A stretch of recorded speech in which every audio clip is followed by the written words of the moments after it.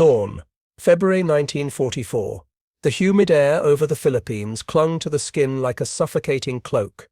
A grey mist rolled off the jungle tree line, masking the shattered silhouettes of palm huts and rusting corrugated roofs.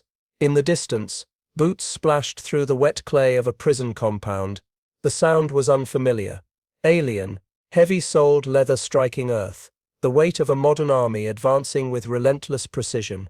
The Japanese women, nurses, clerks, and auxiliaries captured after the collapse of forward garrisons huddled behind bamboo fencing, their thin uniforms clinging to their frames after weeks of malnutrition. Their eyes, hollowed by exhaustion, widened as the figures of American soldiers materialized through the haze. Tall, broad-shouldered, helmets glinting under weak sunlight, they carried themselves with a confidence these prisoners had never encountered. To them, the enemy had always been a distant force, bombers overhead, warships beyond the horizon, faceless guns roaring from hidden ridges. But now the enemy stood before them, flesh and blood, and the sight was nothing short of shocking. U.S. Army After Action Report, February 1944. For years, Japanese propaganda had painted the Americans as weak, decadent, a people incapable of true sacrifice. Soldiers had been told their opponents were soft, cowardly, clinging to machines rather than possessing the steel of the samurai spirit. To the women who now trembled in silence, these beliefs had been drilled in during training sessions, reinforced by broadcasts and newspaper slogans. Yet as the GIs moved closer, M1 rifles slung casually, steel helmets shadowing weathered faces, ammunition belts heavy across their chests, the illusion began to unravel. The Americans were not weak, they were not frail, they were formidable, well-fed, bristling with weapons and confidence. Some of the women exchanged quick, fearful glances. Others stared in stunned disbelief, as if history itself had betrayed them. Bundesarchiv, captured propaganda leaflet, 1943. The year was 1944, and the Pacific had already burned for nearly 3 years. Across the vast expanse of ocean, island chains had become graveyards for fleets and armies alike. The Japanese Empire, which once swept across Southeast Asia with unstoppable momentum, now struggled to hold its conquests. American industrial might, once underestimated, had unleashed a tide of steel and firepower. Factories in Detroit, Seattle, and San Francisco produced ships, tanks, and aircraft at a pace the Axis could not comprehend. In 1943 alone, the United States launched over 28 fleet and escort carriers, a staggering number compared to Japan's dwindling output. U.S. Naval Shipbuilding Report, 1943. The women taken prisoner, often support personnel left behind during retreats, were caught in the gears of this grinding war. Now they bore witness to its most human face, the arrival of their captors. The encounter was not just a meeting of two armies, but of two worlds. American soldiers marched with radios crackling at their hips, voices relayed instantly across units. The Japanese women had been taught that true communication was shouted orders, semaphore flags, or the beating of drums during ceremonial marches. Now they saw handsets pressed against helmets, commands flowing through invisible waves, a force coordinated beyond imagination. Signal Corps Field Log, 1944. Even their clothing spoke volumes: khaki uniforms, standardized boots, webbing that gleamed with oilcloth waterproofing. To the prisoners, who had lived with shortages, with improvised sandals and tattered tunics, the sight was overwhelming. The camp itself reeked of sickness and despair. Bamboo barracks sagged under monsoon rains, latrines overflowed into shallow trenches. The women inside, many in their 20s, some barely older teenagers, had clung to fragments of belief that Japan's divine mission would prevail, that reinforcements would arrive, that America was too fragile to fight a prolonged war. Yet here was undeniable proof otherwise, standing in the mud before them. The Americans were real, disciplined, unbroken by distance or attrition. The shock pierced through their exhaustion like a blade. Allied POW Liberation Diary, February 1944. These first encounters did not take place in isolation. They echoed across every theater of the Pacific War. At Guadalcanal in 1942, Japanese forces had first been stunned by the sheer physical presence of American Marines, taller on average by nearly 6 inches, heavier by 40 pounds, carrying more rations than a Japanese platoon might see in a week. Marine Corps Medical Report, 1942. On Saipan in 1944, captured civilians whispered of GIs with endless cigarettes, chocolate bars and canned meat, luxuries unthinkable in a starving empire. To Japanese servicewomen, conditioned to believe Americans were frail machine men, the reality was staggering. It was as if the very earth had conjured a new kind of warrior, born not from tradition, but from industry, science, and sheer abundance. Context sharpened the shock. By 1944, Japanese doctrine was already buckling. Their forces clung to islands with fanatical defense, often isolated, cut off from supply. American naval superiority ensured starvation as much as gunfire. On the home front, women in Japan were told to expect hardships, to sacrifice for the emperor, to live with less. But those sent abroad as clerks, interpreters, or nurses discovered a harsher truth when captured, that the Americans had no shortages. Each GI seemed to carry more food than a Japanese squad. Each unit seemed to bristle with radios, jeeps and mortars. Every American presence screamed of a war machine far larger and more relentless than anything Tokyo had promised them. Japanese Interrogation Report, Manila, 1945. The emotional toll was immense. Some of the prisoners lowered their gaze, ashamed to meet the eyes of their captors. Others studied them with a kind of fearful awe. These men laughed in deep voices, chewed gum absent-mindedly, and carried rifles as extensions of their arms. They seemed at once ordinary and superhuman, grounded yet untouchable. One Japanese nurse later confessed that the most shocking detail was not the weapons, nor the uniforms, but the simple fact that the Americans smiled.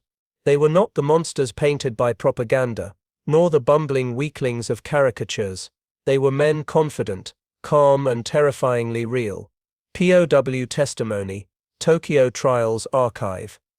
The Americans, for their part, were equally struck by what they found. Starved and weary female prisoners, once enemies in uniform, now shivered before them. Many GIs were barely older than the women themselves.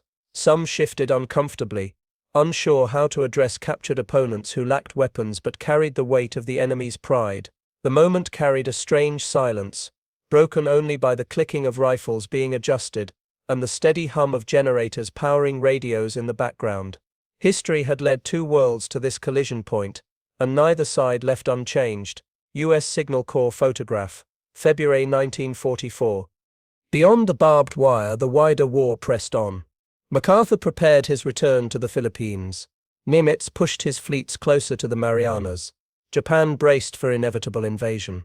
Yet in that muddy compound, the shock of recognition, of seeing the enemy not as shadows but as flesh, was a turning point of its own kind. The women had been taught invincibility, superiority of spirit. What they saw instead was a reminder that modern war was not fought by spirit alone but by iron, by fuel, by the industrial heartbeat of a nation mobilized for total war. U.S. Strategic Bombing Survey, 1946. As the guards barked orders and prisoners were processed, the stunned silence gave way to whispers. The realization spread like wildfire. Japan had not only misjudged America's strength, but its very essence. The empire's soldiers and civilians alike would carry this revelation into the darkest months of the war. What came next? The secret factors that powered American dominance, the technologies and logistics that stunned not only prisoners but entire armies would prove even more shocking. And it is there, in the hidden engines of victory, that the true story begins. The secret was not in the muscle alone, but in the invisible forces that bound the American war machine together. Radios, supply chains, tanks and planes. These were the sinews of modern war. To the Japanese female prisoners staring at their captors in 1944, the shock of seeing well-fed soldiers was only the surface. What they could not yet comprehend was the hidden advantage that made such abundance possible. Beneath the helmets and rifles was an empire of industry and innovation, an arsenal of democracy that had transformed the battlefield. U.S. Strategic Bombing Survey, 1946. Consider the radio. A simple black handset, wires coiled like snakes, an antenna poking skyward. To the untrained eye, it was an accessory. To the Americans, it was their most decisive weapon. Motorola engineers in Chicago had perfected the SCR 536 handy talkie by 1941. Weighing just 5 pounds, with a range of about a mile, it put the power of command into a single soldier's hands. Larger backpack units, like the SCR 300, stretched that range to 10 miles, letting entire companies coordinate in real time. Technical Manual TM 11242, 1943. The Japanese, by contrast, still relied heavily on wired telephones, runners, and signal flags. In the dense jungles of the Pacific, those systems collapsed. Messages arrived too late. Orders contradicted reality. By the time a Japanese officer realized a flank had broken, American artillery was already hammering his headquarters. Japanese officer interrogation, Manila, 1945. The disparity was not abstract. It determined life and death in battles like Biak, June 1944, when U.S. 41st Infantry Division landed on the rocky shores. Japanese defenders believed they could trap the invaders among the coral ridges. But the Americans moved with uncanny precision. Radio calls directed Sherman tanks inland, while artillery batteries adjusted fire within seconds of spotting a muzzle flash. Japanese records later noted their shock at the Americans' ability to see through the jungle. Dramatized composite. In truth, it was not clairvoyance, but communication. 41st Division After Action Report, June 1944. Beyond communication lay firepower, delivered with relentless consistency. The M4 Sherman tank, derided in Europe for its thin armor, was a juggernaut in the Pacific. Weighing 30 tons, armed with a 75 mm gun, capable of firing high explosive shells at 1,900 feet per second, it was less about dueling enemy armor, and more about smashing bunkers, caves, and machine gun nests. Ordnance Technical Bulletin, 1943. Japanese Type 95 Hugo tanks, weighing only 7.5 tons, were hopelessly outmatched. Their 37 mm guns could not penetrate the Sherman's armor, except at suicidally close range. In one clash on Saipan, a platoon of Shermans destroyed 30 Japanese tanks in a single night, losing only 2 in return. Army Armored Report, July 1944. For the Japanese servicewomen captured later, the scale of American mechanical superiority became clear when they saw tanks rolling past prison fences, steel giants they had been told were impossible to transport across oceans. Yet technology was nothing without logistics. American soldiers carried sea rations, tins of meat, biscuits, coffee powder, and even candy. Each box contained 3,700 calories, enough to sustain men in the harshest climates. Quartermaster Corps Manual, 1943. Japanese troops, by contrast, often subsisted on meager rice balls, dried fish, or whatever they could forage. When supply lines broke, starvation followed. Engineers like Colonel Paul Logan of the Quartermaster Corps designed packaging that resisted mold and insects, ensuring the food lasted even in tropical humidity. Quartermaster Research Report, 1943. For prisoners watching GIs casually open cans of stew, while they themselves lived on watery gruel, the contrast was crushing. It was not just food, it was proof of a system that cared for its soldiers. The scale of production boggled the mind. In 1943, the United States produced 86,000 tanks and self-propelled guns, while Japan managed fewer than 2,500. War Production Board Report, 1945. The Detroit Arsenal tank plant alone churned out 1 Sherman every 38 minutes at peak efficiency. General Motors, Ford, and Chrysler retooled entire assembly lines, building engines, jeeps, and aircraft by the thousands. Automotive Production Report, 1944. Japanese women, often working in undersupplied textile or munitions factories, could scarcely imagine such abundance. Captured prisoners later admitted that the sight of endless American trucks and jeeps rolling through captured towns felt like an army without end. POW testimony, Tokyo Trials Archive. All of these threads came together in one of the most brutal confrontations of the Pacific, the Battle of Leyte Gulf, October 1944. Here, America's hidden advantage revealed itself in full. Admiral William F. Halsey commanded a fleet that dwarfed anything Japan could muster: 34 carriers, 12 battleships, and more than 200,000 men. Navy Fleet Report, 1944. Japanese strategy was desperate. A sprawling pincer meant to smash the invasion fleet, but it collapsed under the weight of American coordination.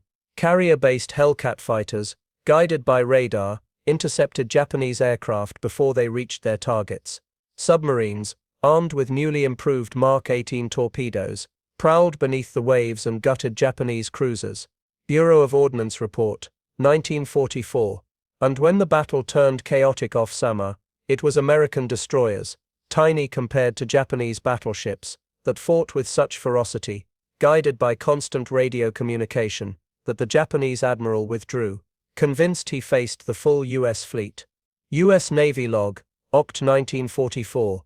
Prisoners in the Philippines heard the aftermath in whispers. Japan's largest naval gamble had ended in catastrophe. Their once proud fleet lay broken, their skies dominated by American planes, their islands steadily falling one by one. And yet the shock persisted when they saw individual soldiers up close. For the Japanese female POWs, Leyte's outcome was distant thunder. What they witnessed daily in their captors was the embodiment of that thunder. Each GI represented a nation of factories, laboratories, and endless resources. Strategic Bombing Survey, 1946. The psychological gap widened. A Japanese clerk later admitted that what stunned her most was not the American weapons, but the casual abundance of supplies. GIs tossed cigarette cartons into mud without a thought. They handed chocolate bars to Filipino children. To her, these were luxuries reserved for officers and black markets. Dramatized composite. In those small acts, she realized Japan's empire had not just been outgunned, but outsupplied, outfed, and outplanned. Interrogation Report, Manila, 1945. This advantage was not an accident. Behind it stood countless engineers, inventors, and workers. Motorola's Daniel Noble perfected FM radio circuits. Henry Kaiser pioneered mass shipbuilding with prefabricated Liberty ships, one launched every 4 days. Albert Kahn's factory designs allowed Detroit to scale like no other city in history. War Production Board Engineering Report, 1943. Each name, each innovation translated directly into soldiers fed, armed and coordinated on distant islands. Japanese female prisoners, when later interviewed, often said the Americans seemed larger than life, but the truth was, they were ordinary men carried by extraordinary systems. By the winter of 1944, the war's outcome was already being sealed by these hidden forces. The Americans did not win battles because they were inherently stronger. They won because their nation had fused science, industry, and willpower into an unstoppable current. The prisoners who stared through bamboo fences at their captors glimpsed only the surface. Beneath it lay the machinery of total war, humming relentlessly, stretching from the smokestacks of Pittsburgh to the coral atolls of the Pacific. U.S. Army Industrial Survey, 1945. The question remained, what did this overwhelming superiority do to the spirit of the enemy? To those who once believed in their empire's invincibility, what did it mean to face a foe who seemed limitless, who never stopped, who carried radios in their packs and chocolate in their pockets? That answer lay not just in battles, but in the hearts of prisoners, civilians and soldiers alike, and it would shape the final year of the war, and the legacy that followed. The shock that rippled through the prison camps was more than a fleeting emotion. It carried into the marrow of Japan's war effort. As female prisoners whispered among themselves about the Americans' size, their food, their strange gadgets, a psychological fracture widened across the empire. For decades, the Japanese military had nurtured a myth that spiritual strength outweighed material weakness. Bushido, honor, the will to fight until death. These were to overcome the enemy's reliance on machines. But by 1945, the myth had withered. Reality was written in steel convoys, in the hum of radios, in the steady hands of American soldiers who seemed inexhaustible. U.S. Strategic Bombing Survey, 1946. Strategically, the advantage reshaped entire campaigns. In the Philippines, MacArthur's forces advanced with precision that stunned both allies and enemies. Radios connected infantry with artillery and naval guns, creating seamless coordination, In one report from Luzon, American artillery adjusted fire in less than 3 minutes after an infantry call, a speed Japan could not match with its reliance on couriers and delayed reports. Army Field Artillery Journal, January 1945, the result was devastation. Japanese positions obliterated before counterattacks could form, units scattered by fire they never expected. Prisoners later admitted that they had believed American strength lay in numbers. Instead, they discovered it was in synchronization, a deadly rhythm of war Japan could not emulate. Japanese POW interrogation, Tokyo, 1945. But beyond the battlefield, the morale effects proved just as decisive. Captured Japanese women, many clerks and nurses, carried their stunned impressions back into post-war Japan. They described soldiers who seemed taller, healthier, almost otherworldly in their abundance. These accounts spread quietly, undermining propaganda that had painted Americans as weak or cowardly. Tokyo Trials Testimony, 1946. In truth, the contrast between Japanese deprivation and American surplus spoke louder than any leaflet. Where one side rationed every grain of rice, the other handed out chocolate bars as if they were endless. To civilians enduring starvation at home, the realization would be crushing. Engineers and technicians sustained this psychological edge as much as soldiers did. Detroit's machinists, riveters, and welders built the planes that darkened skies over Tokyo. Kaiser's shipyard workers, many of them women, launched the Liberty ships that carried supplies across the Pacific. Motorola's technicians tuned radios that carried orders through jungle static. War Production Board Report, 1945. Every mechanic who greased a tank tread, every factory worker who tightened a bolt, contributed to the impression of an enemy that never tired, never lacked, never broke. To Japanese observers, this appeared as a kind of sorcery. In reality, it was the triumph of organized industry. Psychological warfare amplified the effect. The US dropped millions of leaflets across the Pacific, many describing the sheer scale of American production. Japanese soldiers scoffed at first, but when prisoners saw American soldiers eating canned fruit, smoking fresh cigarettes, and carrying radios on their belts, the propaganda became reality. Dramatized composite. One captured nurse recalled thinking, "If this is how the common soldier lives, how could our empire ever hope to endure?" Paulestri Collection, 1947. It was a silent erosion of morale, invisible yet unstoppable. The impact stretched far beyond the Pacific. In Europe, American logistics overwhelmed the Reich just as surely. After D-Day, US convoys rolled across France with such speed that German commanders marveled at the constant flow of trucks. Army Transportation Corps Report, 1944. The same system that stunned Japanese prisoners with chocolate and radios was feeding Patton's tanks and Eisenhower's armies. It was the same advantage, scaled across two oceans, breaking two empires simultaneously. The war had proven in modern conflict, supply was not a detail, it was the foundation. For the Japanese female POWs, the experience left lasting scars. Interviews conducted in the late 1940s revealed their lingering sense of disbelief. Many admitted they had been more shocked by the Americans' humanity than by their weapons. They saw soldiers who shared food with children, who laughed among themselves, who carried endless supplies yet still seemed approachable. This human dimension compounded the defeat. The enemy was not just stronger, he was also not the monster they had been told to expect. Allied Psychological Warfare Division Report, 1946. Such realizations sowed seeds of doubt that blossomed into a broader post-war re-examination of Japan's wartime ideology. Strategically, the revelation mattered. As Japan's High Command reviewed after-action reports, they found repeated mentions of American coordination and abundance. Admirals and generals admitted under interrogation that they had underestimated US logistics. One naval officer confessed, "We thought we fought men, we were fighting factories." US Navy Interrogation Report, 1945. The admission reflected a universal truth. Wars are not won solely on courage, but on systems, on the invisible networks that keep armies alive. The prisoners who saw American soldiers up close had witnessed that truth with their own eyes. The legacy of these encounters endured into the Cold War. The lesson was clear. Communication, logistics, and industrial power were decisive. NATO forces built doctrines around networked coordination, a direct descendant of the radio superiority first seen in the Pacific. The Gulf War's lightning pace, powered by satellite links and precision strikes, traced its roots to the SCR 536S, carried through island jungles. Army Signal Corps Legacy Report, 1991.